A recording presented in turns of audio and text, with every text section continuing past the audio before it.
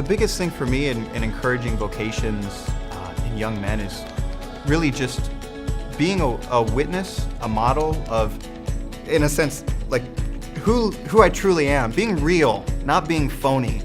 So I think a lot of the times we have this image of people in seminary or priests are just kind of the monastic, I sit around, pray all day, that's all I do. But just to be a witness of, all right, I'm a real person who enjoys sports. I enjoy being with God as well, but I also enjoy hanging out with my brothers and doing things like that. So to be that witness for them.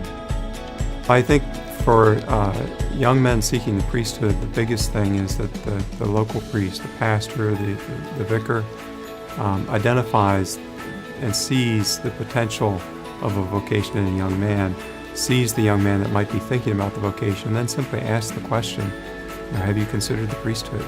That's the biggest thing, is because the local priest sees these young men, whereas other people in the diocese may not always see them. So it really, I think, comes down to the local priest. I also will try, God willing, to involve young men in activities, particularly around the liturgy and the Mass, and help them to understand what we do and why we do it. And I think that would be very important and very helpful to them.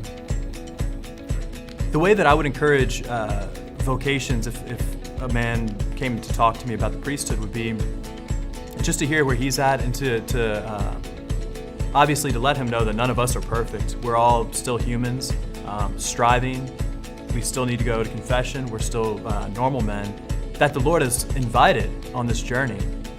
And that this journey is a challenge, that it is something that to be embraced and not to be, and not just something to be forgotten or to just say, oh, it's a good time, but to realize that there is a magnitude there, that there's a gravity to the path that we've, in this calling that we've been invited to, not because of our own merit, not because of my merit, but because Jesus Christ is Lord, and He's reached out and invited, just as He did the apostles and disciples and priests for the past 2,000 years. That invitation is being put forth, and that it's something to if that calling is present on a man's heart, to embrace that and to be able to walk in and step forward and realize that this is a special calling. I think the best way to foster vocation is just to show them that, like, we're regular guys. Like, we love going, fishing and golfing, and we enjoy things that everybody else enjoys. So it's not that the priesthood is some foreign concept that that doesn't make any kind of sense. It's something that the Lord calls us to, not just your grandparents, but us. Like, we're the young church, and we're ready.